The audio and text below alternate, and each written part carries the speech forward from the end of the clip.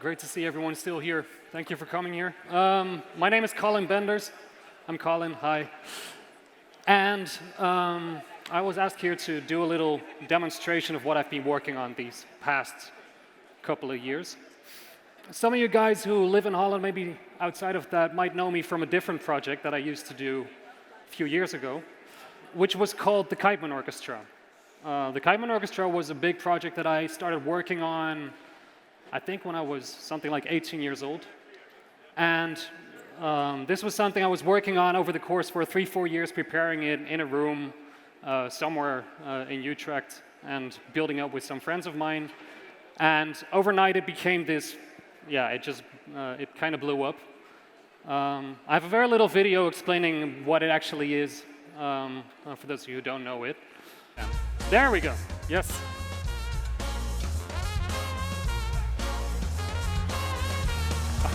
Yes.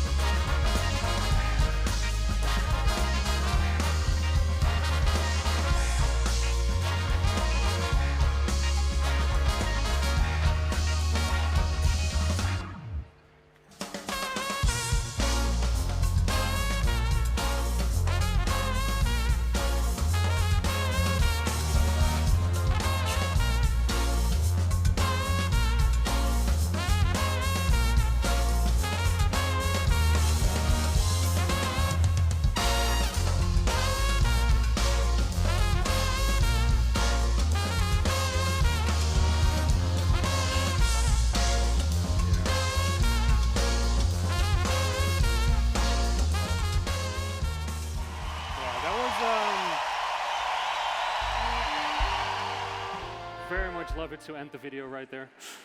The song afterwards is something I can never listen to ever again, so sorry about that. But yeah, this was the Kiteman Orchestra, and it was a project that, it kind of blew up overnight, didn't really saw that coming, but it enabled me to start experimenting a lot more with music.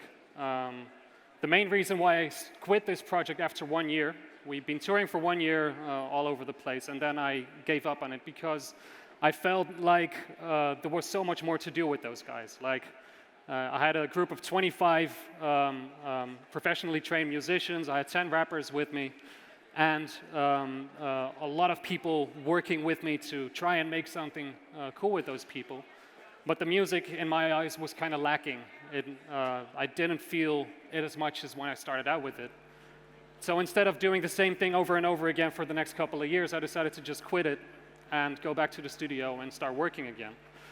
After that came a whole different kind of experiment, which was the Kiteman Orchestra #2, where I involved a big choir, I involved more musicians, everything was over the top and mayhem and a big megalomanic episode, actually. Not gonna bother you with that project. The one that came afterwards was something that I found a lot more interesting, because that was called the Jam Sessions. That second project, I had tried to build something that was kind of the epitome of everything we could do as a band, and we managed to do that, except for the soul was kind of missing in that. I really felt like that sounded like something great, but I didn't feel it as much. The third project was called the Jam Sessions, where I decided, like, you know what, I want to be able to step on stage, and I don't want to write music. I just want to walk on stage, I want to have my musicians with me, and I want to look at them, I want to tell them, like, this is how I'm feeling, this is the kind of vibe we're going for, and we're just going to do it. We designed the sign language with it. I don't know if there's any musicians out there, but we communicated with each other by going like C, D, E, F, G, A, B, major, minor, sharp, flat. And with that, we could write out melodies and chord schemes on stage. We could make entire blocks and chunks of compositions on the spot, and afterwards we would never have to play it again, because today we're feeling it, tomorrow we want to do something else.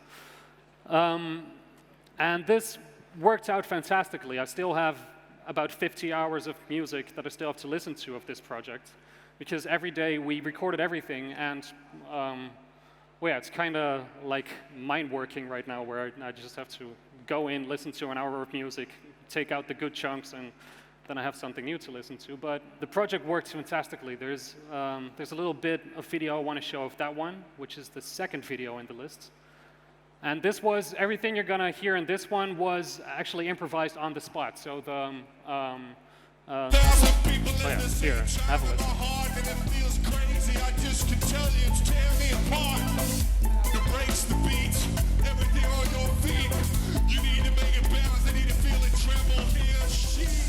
Said what's going on tonight. I said I don't know. All I know is this rapping feels mighty tight. I need to make things right, cause so many things are wrong. Always, it's been way too long.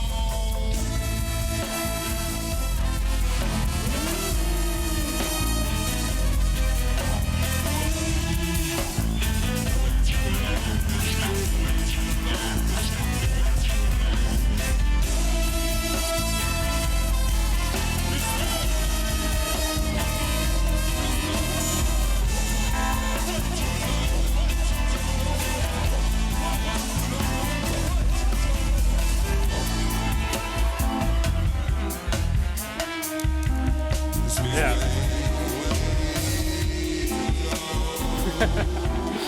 So anyway, this was this little piece of the jam sessions project we did. So like I was saying, everything you saw there, like the melody lines, the chords, the rhythms, the harmonics, everything was made up on the spot, just by looking at each other and going like, yeah, this feels like a good idea. Let's do it now. And I was standing in the middle, being like the conductor slash cheerleader of it all. Like the more I felt it, the more I started moving with it, and it really worked like a charm. The big problem, and all of this, what I'm saying right now, is just a mere introduction of what I actually want to talk about. Because once this tour was done, we all looked at each other like, yeah, so now what? Well, we had somewhat already invented a way that we never would have to write a single song ever again. And we actually tried. We sat back down, we started writing music, and we're like, nah, this just feels boring. Like, maybe we should just step back from this for a little bit, because by the time we had worked out a way to just make up music on the spot and never think about it ever again, it just felt like we were somewhat done, in a way. So yeah, that was somewhat the end of the Kiteman Orchestra. It all blew up with one big massive bang, and we were done and never to be heard from again. Meanwhile, I had found something else. And this all kind of started off with something that really intrigued me was synthesizers. I wanted something that I could work with that would allow me to not ever touch a computer in this whole process, because that was something over the course of working with musicians and people. I wanted something that I could touch, that I could play with, and I could actually feel. And someone tipped me off into the direction of modular synthesizers. And I actually have a video of the very first jam I ever did with that thing. This was 6 years ago, and was enough reason for me to give up on everything. I want to play it to you. It's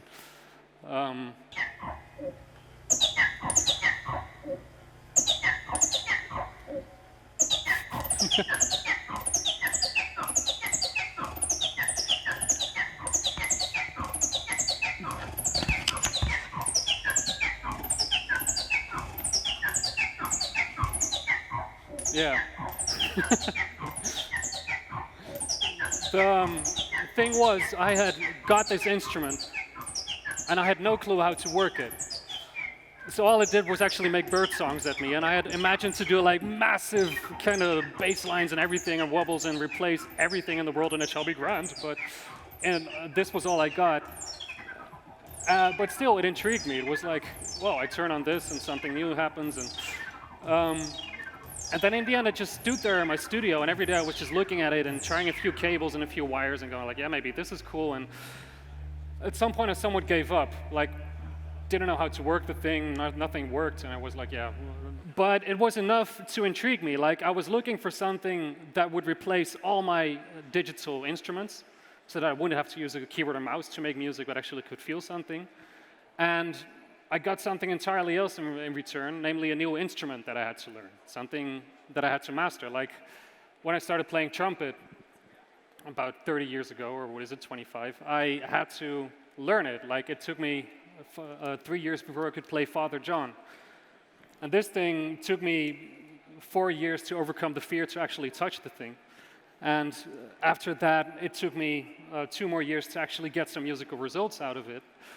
But once that happened, everything kind of fell into place for me. Overnight, I somewhat became obsessed, and that was somewhat because I started getting polyphonic results out of it. And one by one, I started being able to replace people with instruments and no longer have to deal with actual human behavior, and I could just work with myself in one environment with an instrument that would play everything I wanted it to do, and probably would do it better if only I knew how to do it.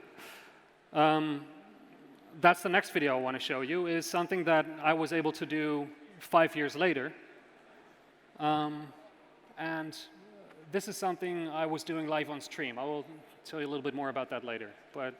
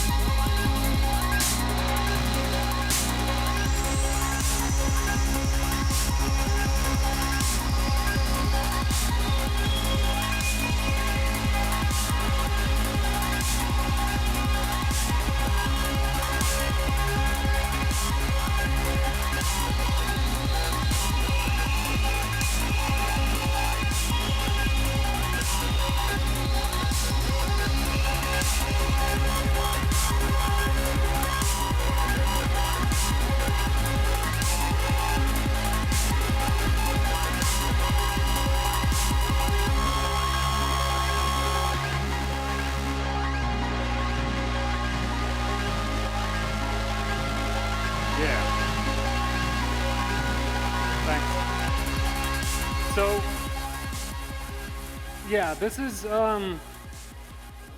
where I am in the process right now.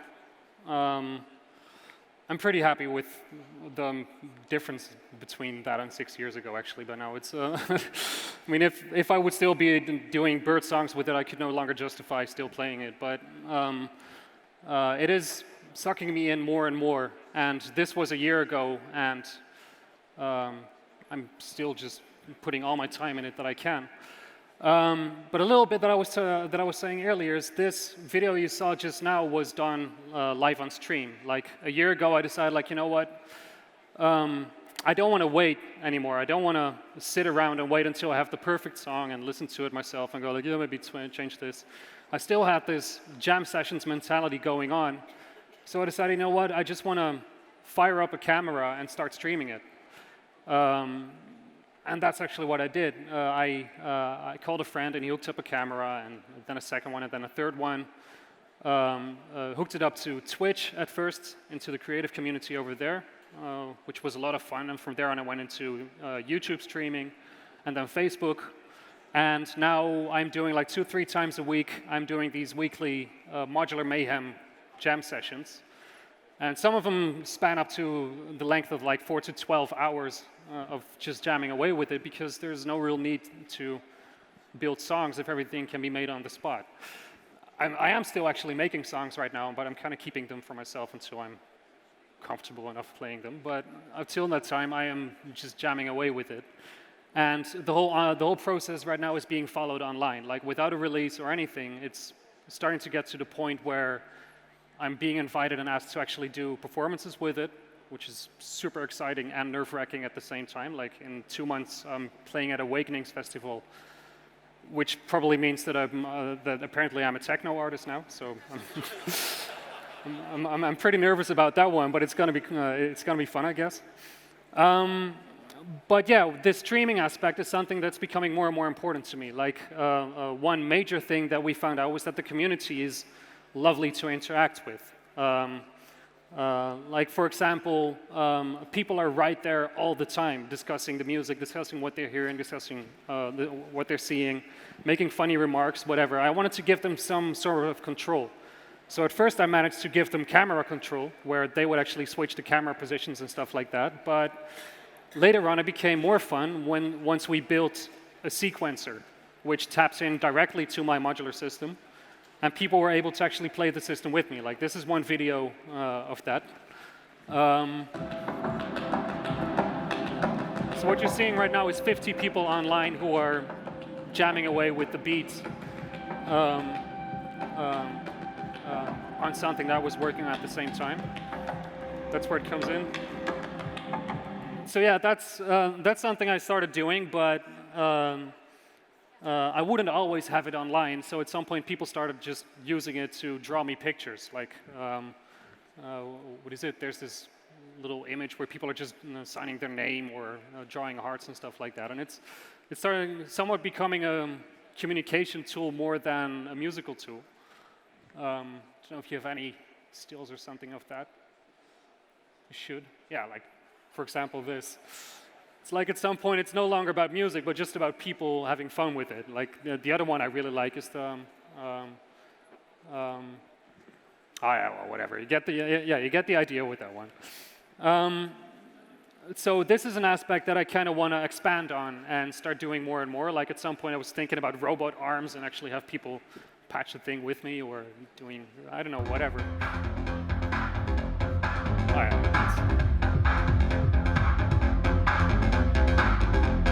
yeah, something like this. Another aspect that I'm working on right now is, this has to do with the live show aspect, is I have this instrument and I have to tackle something like most DJs have this, have stuff like MIDI implemented in their equipment so that I can sync stuff with visuals, for example. I have no MIDI in this thing.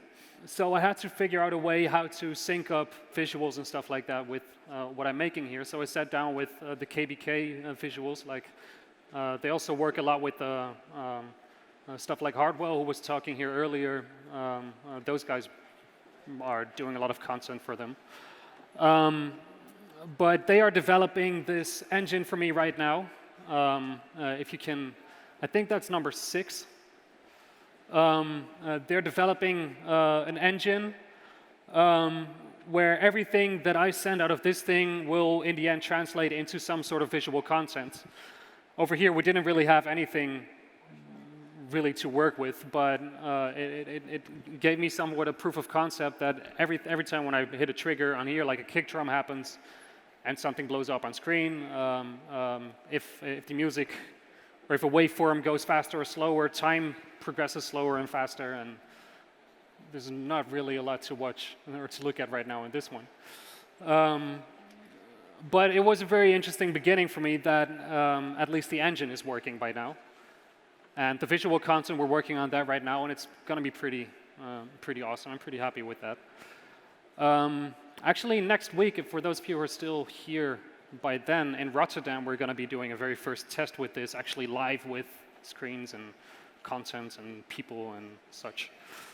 So if you're there, it's going to be fun. But yeah, from here on out, we're still going to be developing a lot of new things to implement with this system.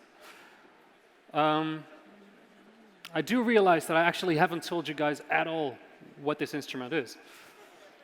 Sorry about that. I will actually show you by actually playing it for a little bit. I brought a smaller setup with me.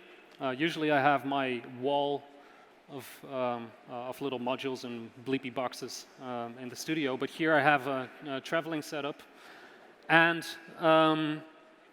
I hope it actually makes sound, because we didn't really check that much of it, but we'll see what it does. I won't really be able to do anything full-on polyphonic with this, but it's probably going to be something dancey. But the idea is that instead of having a fixed instrument with preset sounds and sliders and stuff like that, or having a computer, you have all the components you need to design your own instruments. Like if you want to play a keyboard, you're just going to get a keyboard and hook it up next to the thing. and from there on you will be able to press the keys and it will play it. If you cannot play the keys, like me for example, then you can hook up something else to control your tones and play the other aspects. If you want a drum machine, you can build it in. If you want just noise, then you can make birdsong all day long, like we saw earlier. But in the end, that instrument becomes a reflection of what you're looking for. And I think that's what mainly attracted me to it so much. Shit, I have to stop talking. I'm just going to play this thing. That's a way better idea. Let's see.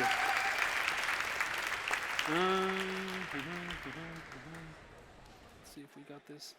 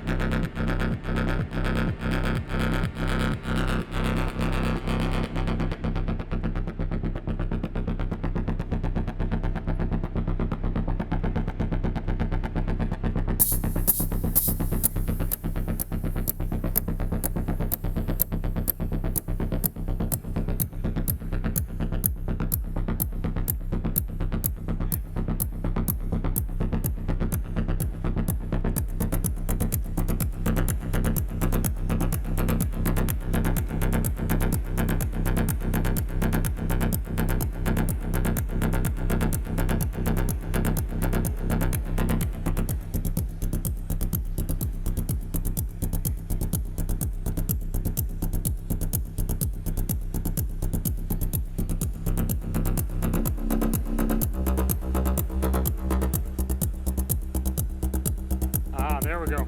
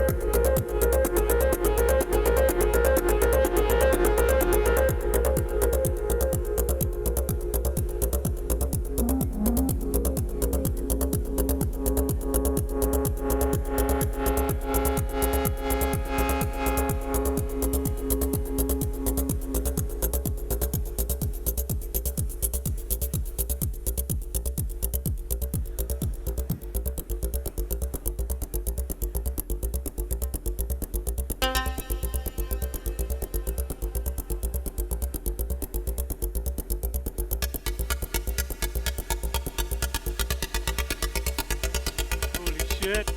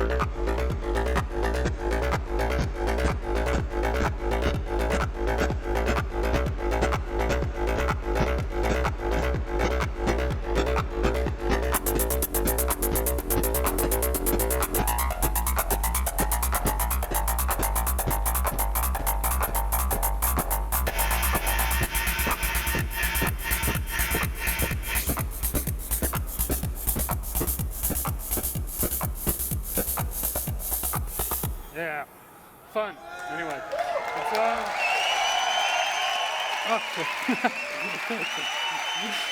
the,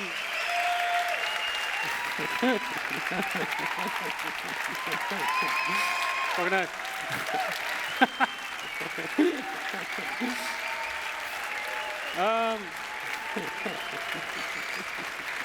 Okay.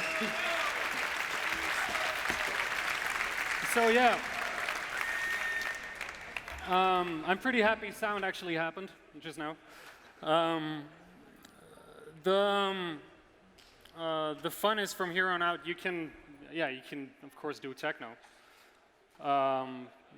But yeah, it's not really limited to any one sound. And actually, to be honest, most of the people who are working with these synths not really are using it for any of the structured purposes like techno or melodic purposes whatsoever, but it's way more a sound design tool in that regard.